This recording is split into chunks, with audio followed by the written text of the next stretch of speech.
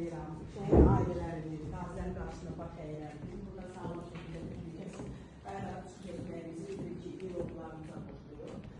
İkinci bir məsələdə, mənim bu gün öz günümdür. Çünki Pərvanə mənim canımdır, qanımdır, əziz və dəyərli dostumdur və mənim əziz müəlliməmin qızıdır.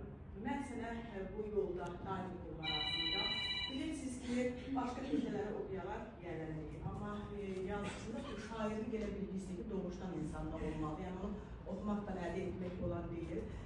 Pərvanə ziyalı bir ailənin qızıdır. Eyni torpaqda böyümüşük, eyni torpaqda su içmişik. Mən inşallah arzu edirəm ki, Rəbbim yazdığı bu bərəkətli ömrü inşallah 80 yaşayasan və 80-cı ildə hesablamışam, hər ilə 2 kitabın düşmündən sonra 80-cı kitabın təqdimatına gələk və səni sevənlərlə birgə mən də almışım. Özümə daha